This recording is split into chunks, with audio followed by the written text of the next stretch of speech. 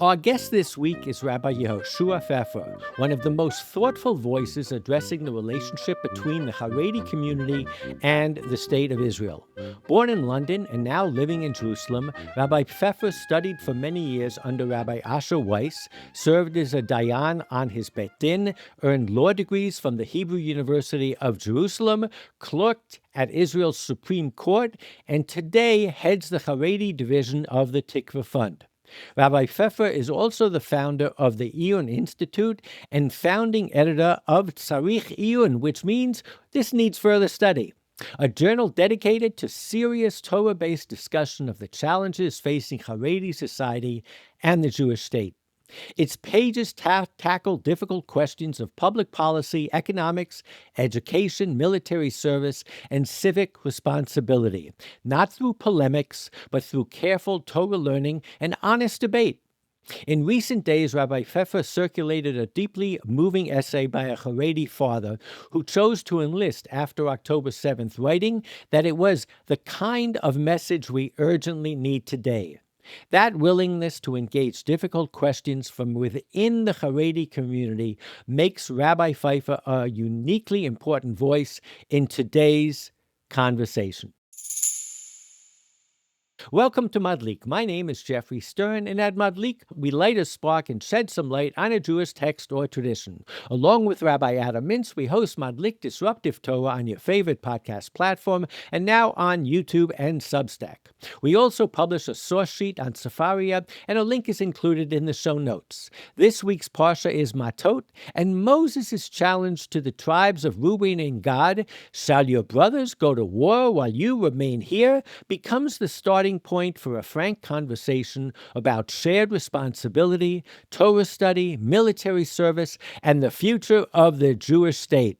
Welcome, Yehoshua. Just a small little number of things that we want to discuss tonight. And I have to say, it's past midnight in Israel, so I really appreciate you hanging out with us.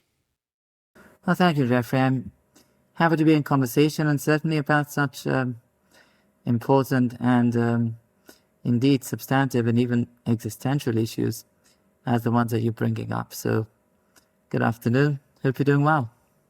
So we're not typically a news program that talks about breaking news, but I think our listeners would be interested in understanding exactly what is going on in terms of, I think there was a first reading on a law in Israel that studying Torah replaces or creates a separate category with regard to the draft.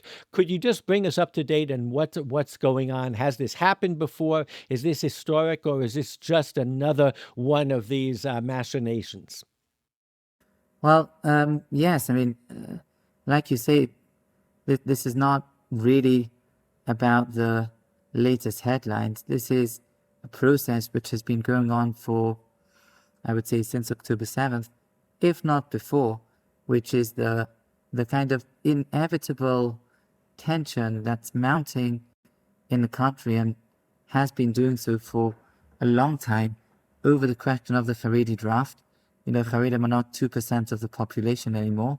They're a good 15, more or less, percent of the population. The younger you get, the higher that number becomes, and the greater that tension becomes over the question of participation in the burden, in the responsibility, in the privilege, whichever way you want to put it, of being a part of the IDF and sharing in the defense. You mentioned the pasuk in our Parsha of Achichem yavoyu b'milchama, shall your brothers come forth in war, and ve'atem teshvu poi, and you shall sit here. And you know, sometimes, Geoffrey, I hear this being raised by Americans, and I'm tempted to say, well, you know, I understand that you're thinking about the Haredim, but what about you? You know, what about our American brethren?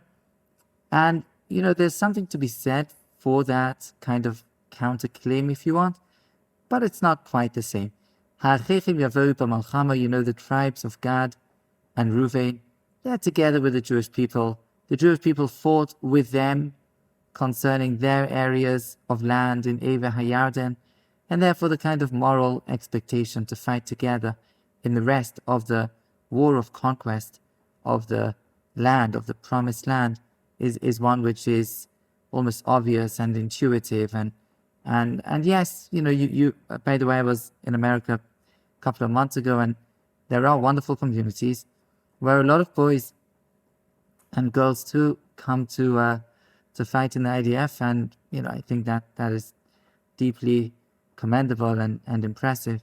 But the Haredim, we're here. We're part of one community. We're part of one, broader society. We're all experiencing the same challenges, the same existential threats from our enemies, and therefore it's obviously more of an intense and an immediate issue over here in Israel. Let me just stop you for a second, because what blew me away with the psukim was then it goes on to say, "V'lama tenu'in et lev b'nei Yisrael."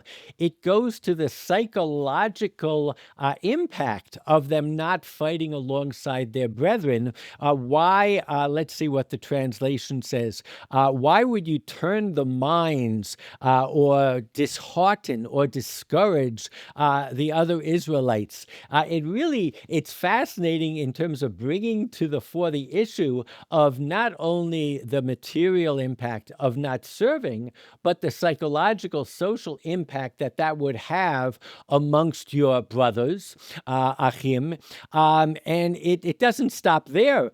It talks about the Meraglim, the penultimate sin that, according to tradition, even occurred on Tisha B'Av, that the scouts came back with a bad report that turned the minds of the Israelites. I just find it so fascinating that the psukim are so prescient in terms of identifying it's not only material, but it's societal, this issue that we are talking about. But anyway, I interrupted you, but you brought in the psukim and I couldn't resist.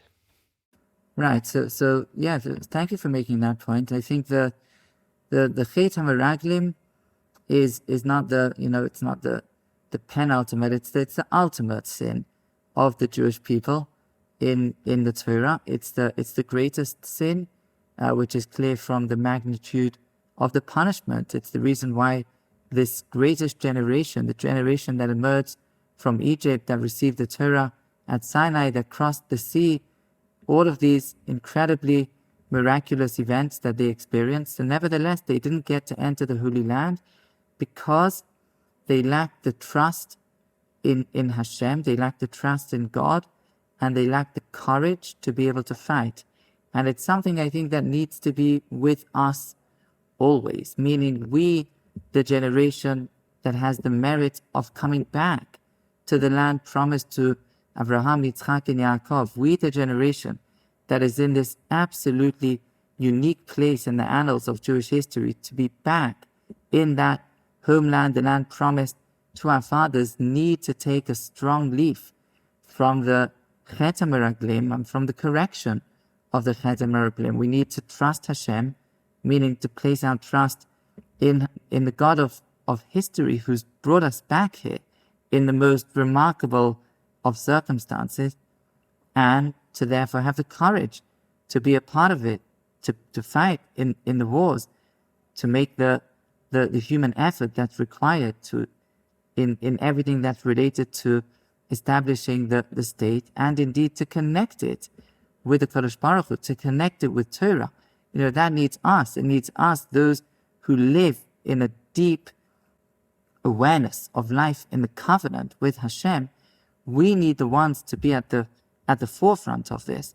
And indeed, there are many. We have to give full credit to so many of the amazing, religious Zionist soldiers, many of whom are indeed at the forefront, and that's why they also suffered a high rate of casualties. And Rahman al-Islam, we shouldn't see anymore. But that is absolutely where we need to be. And of course, the Haredi space has been in this period of incubation, we could call it, a period of withdrawal and isolation from much of what's going on outside of the insular Haredi space. But the incubation ultimately is for the purpose of joining, is for the purpose of being strengthened and being large both in numbers and in the inner fortitude and strength and so on. And that's really where we are today. And that's leading us to this real tension, because on the one hand, being Haredi means having this fear of what's going on outside, of encountering that, of being a part of that. It's not simple. I don't think anybody should, assume that, why not? Come on, just join the army. This is not a simple feat. It's a seismic shift in attitude and mindset and way of life, while at the same time Israel needs it, and the Haredim need it too, because the sheer size doesn't allow for the kind of continued isolation or withdrawal from broader society. And the law, if you wanted to ask about the specific, latest developments, well, this is quite a fix right now, because there is no law in place which grants deferrals for yeshiva students, which means that every young Haredi man in Israel who is not in the IDF becomes illegal. And this is just constitutionally, it's obviously something unheard of. It's a kind of crisis situation. You can't have these, tens and tens of thousands, 70,000 or so boys who become illegal, and theoretically they would all be, placed in army prison. Obviously, that's not feasible. But just the very situation is one which is implausible and makes no sense. And it requires urgent attention. And that attention either wasn't given sufficiently, or there were those who sabotaged it. And it depends who you ask, exactly who you lay the blame at whose feet. I think that, all sides could have done better. But right now, the Haredi parties are trying to push through a basic law, which is the kind of equivalent of Israel's constitutional system, which is called Basic Law Torah Study. It's a declarative. It just declares. There's no normative element to this law, which makes it very unique in terms of Israel's legal system. Generally speaking, laws need to have some kind of normative elements. This one doesn't. But what it does is it declares that Torah study is a core value of the State of Israel. And the second clause states that given that Torah study is a core value, this will have ramifications in balancing it with other values. And the Haredi parties hope that the presence of such a law in the law book as a basic law will be able to empower, number one, the immediate stop, the immediate ending of sporadic arrests of these yeshiva guys, which is not doing anybody any good. Within the Haredi space, it's playing into the hands of the extremists. It's creating a response of these demonstrations, very unruly, sometimes violent, filled with Chilul Hashem. It's pretty bad. It's dividing the nation, creating a lot of friction and so on. And the Haredim are hoping that this will, number one, be a tool for stopping these arrests, and number two, for somehow anchoring the status of yeshiva students without immediately addressing the wider problem of, okay, so what do we do about the draft? How do we ensure that those who are, let's say, not fully engaged in Torah study make their way into the army the way they should be?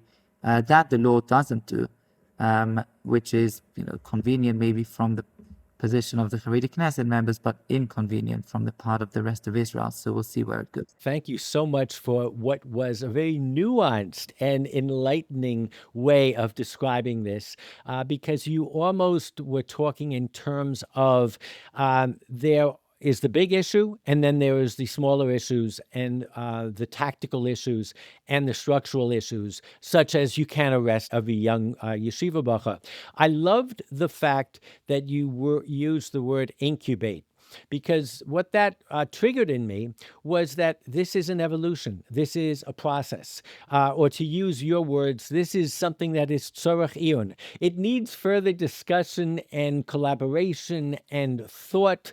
And I think if I look back to the Parsha, it's so fascinating the way the rabbis learned it. They start by pointing out that these tribes mention their flock before they mention their children. So it kind of paints a picture that they're materialists, that they're doing it for the wrong reason. And then obviously there is this incubation and evolution, because at the end of it, they're called that they will be chalutzim. Im techletzu lifnei Hashem lemilchama v'avar lechem kol chalutz. To talk about a Zionist word, that they evolved. This changed. And I think that is what's so fascinating, because when you talk about something that is a hot button issue, people ultimately go to different sides and take position. And now, a word from our sponsor. If there's one thing we value at Madlik Podcast, it's reading texts and talking about them. That's why I'm excited to share something I created called Voice Gift Play. It fits in the palm of your hand like a remote control and clips onto any book. It's inspired by those old school museum audio guides, but this is personal. Voice Gift Play stores up to 10 hours of audio across 999 numbered recordings. You simply enter a number to record a comment, memory, or explanation, and enter the same number to play it back. It's perfect for B'nai Mitzvah practicing their laning, capturing Grandpa's favorite tune, or recording Chad Gad Yar in a voice that matters. Go to voice.gift. That's www.voice.gift, and use code MADLIK for 15% off. Thanks. And now back to our podcast. Israel has evolved. It's not just the Haredim. Our story has evolved. Everything is evolving. Don't forget, Israel is a young country. You know what? 80 years, it's not as young as we sometimes think, but it's still a young country in terms of the seismic shift in the mindset of the Jewish people. And when Israel was first established, the attitude of the Haredi population, certainly of the Haredi leadership, was, what is this? How do you wrap your head around a movement that wasn't a pious movement, wasn't led by rabbis? Maybe initially you had, Talmidei Hagra in the 1830s, and you had these proto-Zionist movements that had rabbinic involvement, but later on it became wasn't a rabbinic movement. And all of a sudden, they succeed in establishing a state. You can just imagine the kind of ideological trauma of how you are able to come to terms with what's going on. And for the Haredim, they said, we know what we've been doing for the last couple of thousand years, and we want to make sure that we don't lose that. We want to make sure we perpetuate that and to continue that on in the face of this clearly stormy, current affairs in the 50s and the 60s. And those were years of rampant secularism also in Israel. And so Israel has evolved a lot. It's come a long way since then. First of all, it's become a stable and regional superpower. Second of all, it's shed a lot of that militant secularism. And third of all, the Haredim have become, again, they've succeeded in re-establishing themselves as a wonderful Torah force, and both in terms of numbers and in terms of the quality of the yeshiva system and so on. And you have to then pay the price, so to speak, of your success. But that takes time. It's not, and by the way, it will happen. I don't know if this is something which others will be able to kind of identify with, but in all of the pain that right now many are experiencing, and believe me, it's not like I'm a patient person over here. I'm also doing my miluim, I'm doing my own reserve duty, and a lot of it, and we all understand that there's a need, but I'm deeply optimistic. I see within the Haredi space the kind of trends that are unfolding, the far greater identification with Israel among young Haredim, the great increases in numbers in the military, and even in the rabbinic parlance, the understanding, at the very least, behind the scenes, that things are going to, things that won't be the same. And therefore, I think that we see these evolving kind of processes, both in Israel and in the Haredi space. Unfortunately, people don't have patience, and I get it, for good reasons. But I'm strongly optimistic. Things will go on track, and we didn't get to where we are just to give up. We're here because we have to do the work, we have to go forward. And like Bnei Gad and Bnei Reuven, sometimes, like you mentioned in the Psukim, there's some underlying theme or issue that we're not even familiar with, we're not even able to articulate. Like you said, maybe there's some material gain over here that they're worried about, and that there are things in the backdrop that you have to deal with. You have to be able to bring them to the foreground, to identify them, to deal with them, and to go forwards. And that's what we have to do today. I love the fact that you frame it, if you want to look at the two camps, the secular Zionists and the Haredim, as we are here today because of mutual success. I just love that. I love the fact that the Haredim were supposed to be, when Ben Gurion made his original deal, he thought there would be 60 yeshiva bachrim studying, and probably it wasn't sustainable. It wouldn't go away. Wasn't the biggest decision he made that week. And also, when I think the Haredim saw the secular Zionists, how deep is their commitment? How much are they willing to pay the price of a state and all that? I think both communities are here because of success. I love that.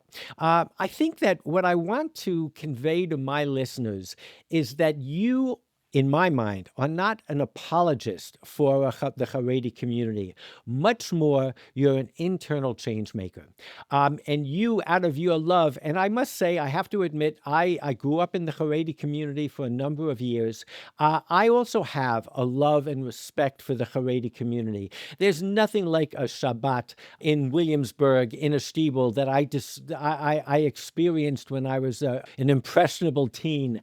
There were so many beautiful things about the Haredi lifestyle that, God forbid, we want to lose. But on the other hand, I looked at your writings, I looked at your organization.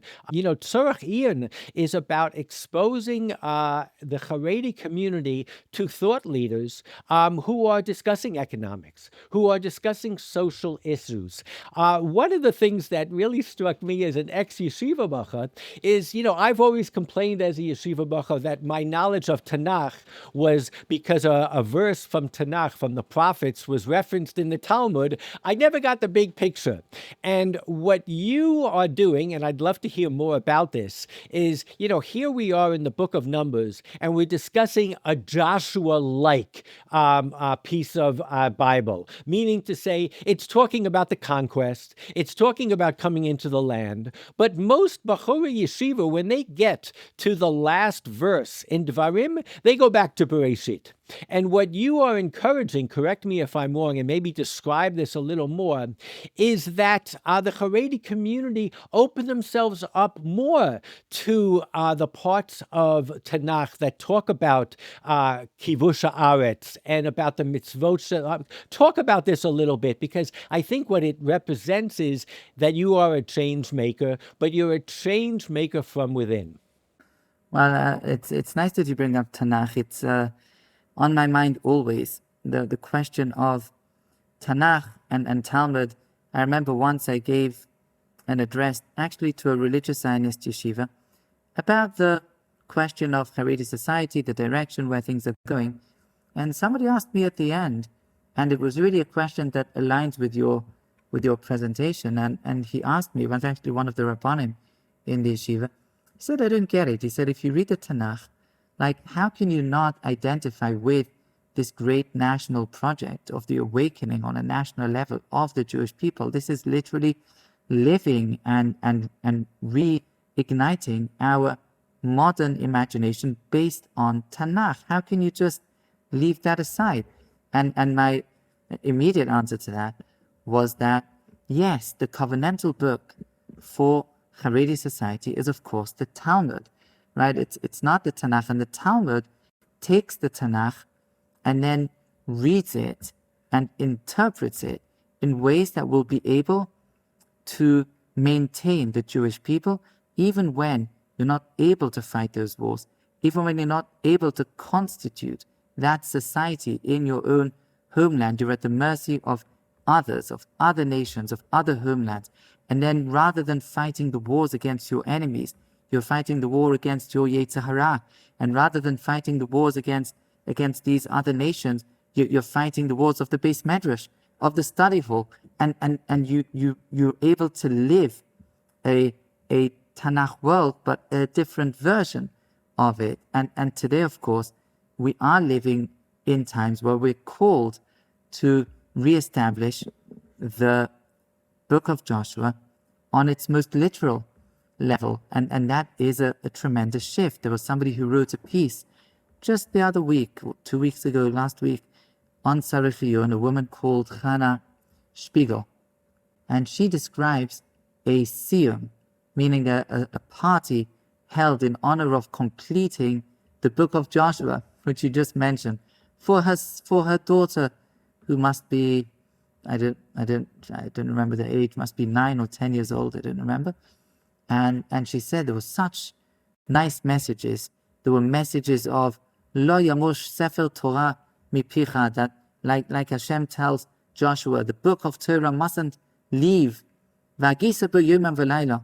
You must meditate on it day and night. That one message. Another message which reflects on the people's compliance with Joshua, to heed his every instruction, and how we too comply with our rabbis and so on, and many other very nice messages picked and culled from Joshua and the rabbinic interpretation of Joshua.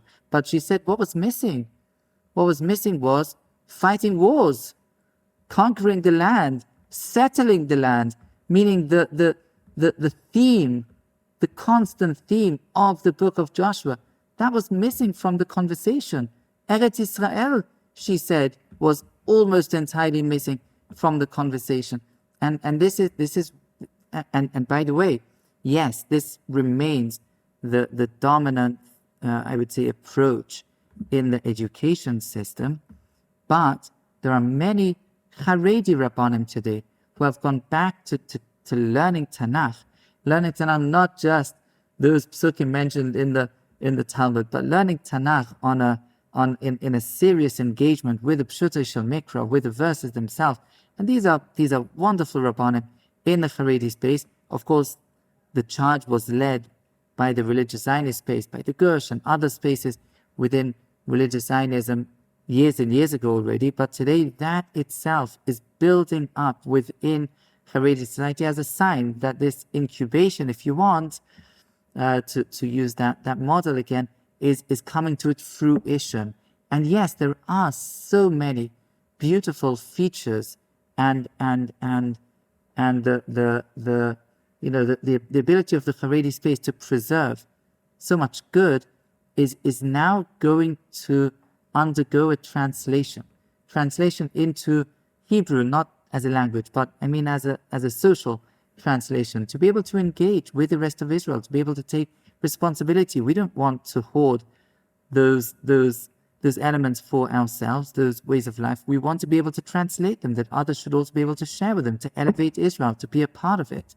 And I think that the quote unquote back to Tanakh model or trend is certainly something which we should expect to see more of. Yeah. I mean, I get your emails and they're wonderful every week. And I suggest that everybody who's listening to this podcast sign up, and we will include links to Tzarich Iyun. And we're going to hear a little bit more about it in a second.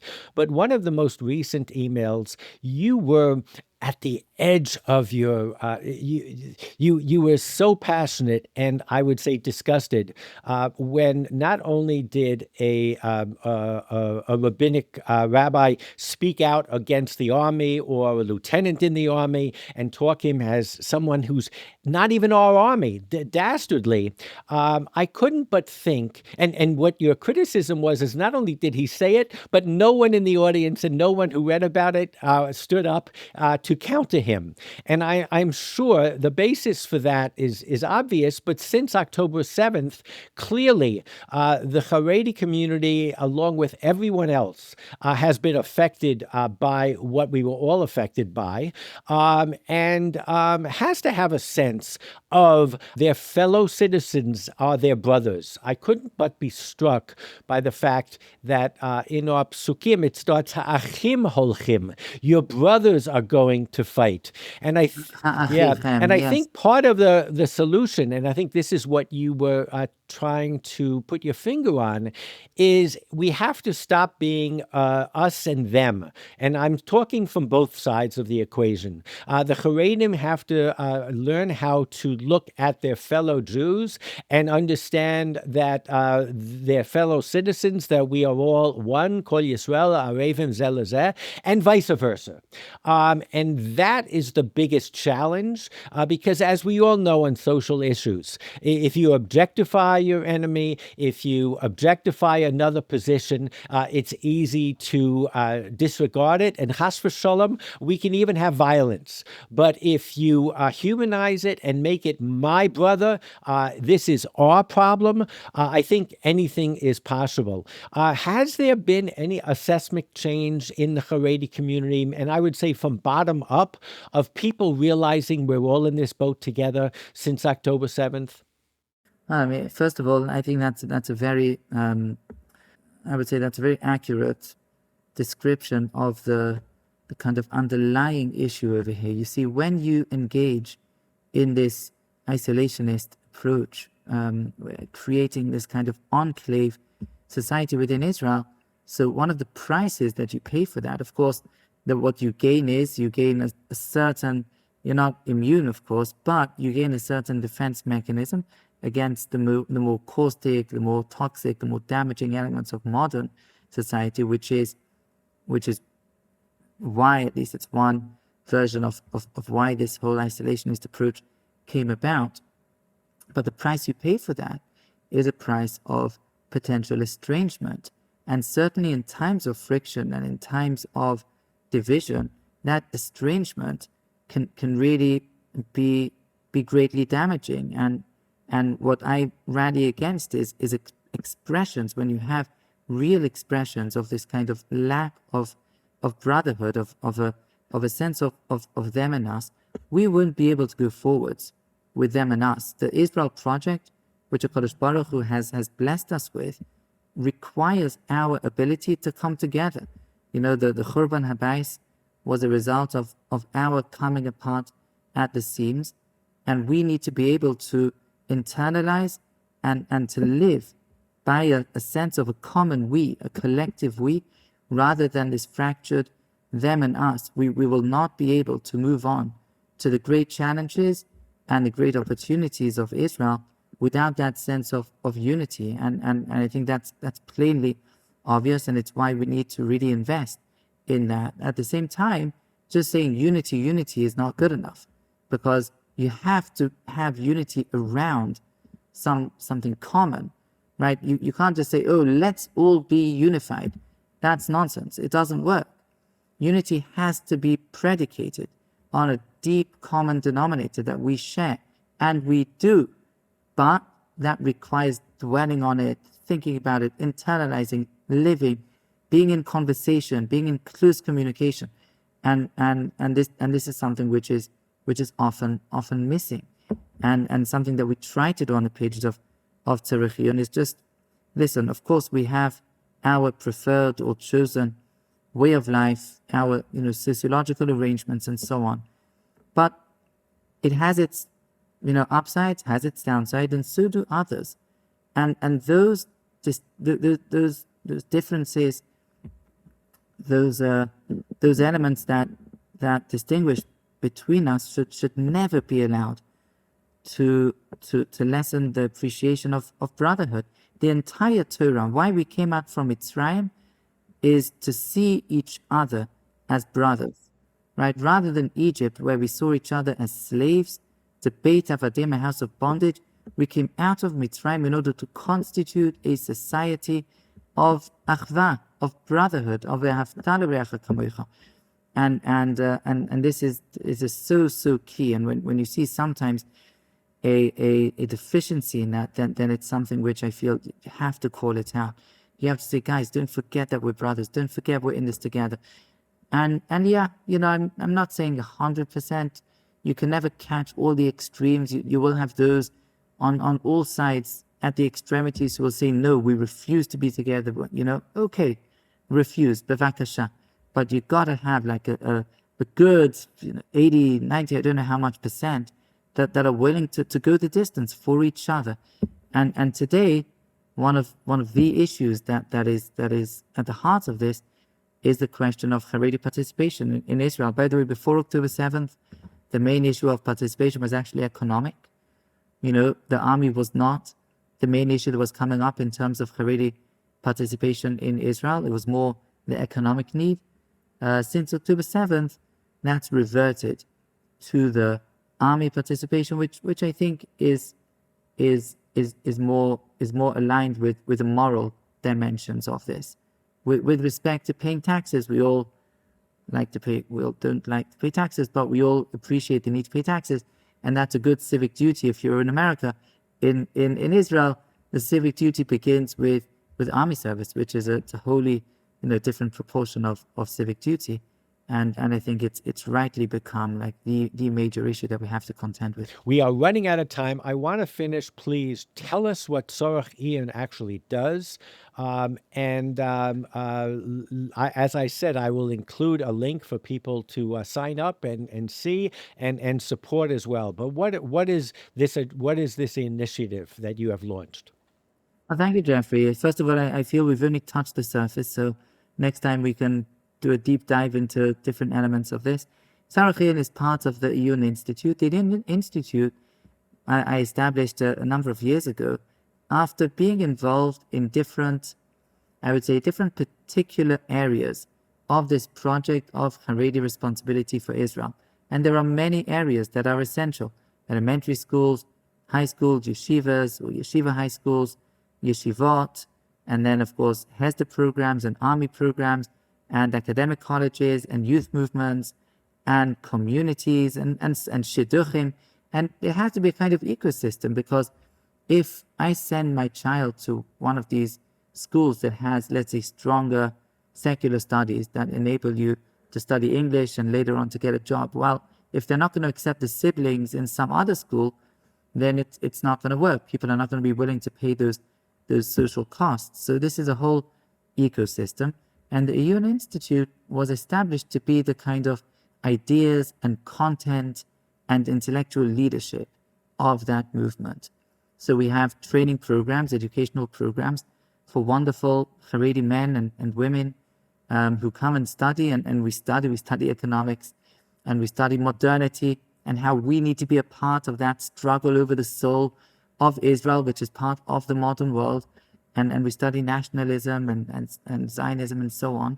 And we think about what is our place from a Torah perspective in these great and absolutely defining issues for the future of Israel. And Tzarich Iyun is the journal that is attached to that movement. It's not an academic journal. We expect our authors to take positions. We don't want anybody to be neutral here. Take positions, but we want to cultivate the kind of conversation that is required here, the profound thought, the deep dive into what we're experiencing, whether it's internally in the Haredi space or whether it's on the scene between Haredim and what's going on in Israel. And of course, we have our line and we have our preferred approach, but we also publish, essays that don't necessarily align with exactly our approach. We want this to be a conversation. We will, publish essays that are written by Haredim, provided that they are well thought out and well articulated, and they're not hateful or spiteful. But it's been a wonderful blessing for tens of thousands of readers, and we're also publishing books today, and we're establishing a debate society, which is also something. All of these things have never been done in the Haredi space, and that's why it's so exciting to be able to lead them. I'm also in conversation with many of the leading Rabbanim, those who won't necessarily support this stuff in public, but they appreciate that there's a need for this. And it's gratifying to see the kind of response and the kind of changes that are taking place. At the same time, we're running thin on patience, and it's slow. It's a big social process. It's not an overnight revolution. It really is an evolutionary progression, and it's difficult. It's difficult sometimes to see the kind of the political elements within Israel that make it so difficult to have constructive conversation, to have a sense of brotherhood. It's difficult to see sometimes the Chilul Hashem that we see in the public domain. And okay, you read my stuff, you know what I'm troubled by. But like I said, it's a labor, but it's a labor of love. It's a labor that goes together with a lot of hope. I think the Ramchal hits the nail on the head when he writes a treatise on hope, Drush ala Kivoy, and he says being Jewish is having hope, because if you have that, if you have an HaKadosh Baruch Hu in your life, then you're going to have hope, and we have deep hope, notwithstanding the challenges. I think the Ramchal reminds me of what Ben Gurion said: for Jews to be a realist, you have to be an optimist. Very similar concept. But I want to end by saying that as a student of the Talmud, if you find something that's really interesting and that you have to come back to, you put a tzaddik, 2 dots, and an Iyun. And that means Tzarich Iyun. I've got to come back and talk some more about this. So with your permission, Yehoshua, this is the first of potentially a number of conversations. Feel free to reach out to Madlik if there's a Parsha coming up that you feel could be a stepping stone for another discussion along these lines. I found it ultimately just very fascinating. I know Adam had wanted to be here, but the timing didn't work out. He will listen as well. Thank you for coming. I apologize. It's difficult with Israel. But listen, Geoffrey, this is a wonderful week to weigh in, because it's the week that brings us to the end of the Torah, right? We have Mishnah Torah, which is Devarim, but this is the end. We get to the border of the Promised Land, and we're about to enter. And this is where we are, Geoffrey. This is where we are. We're living here in Eretz Israel. The center of mass of the Jewish people has shifted back to the land of our forefathers, and we need.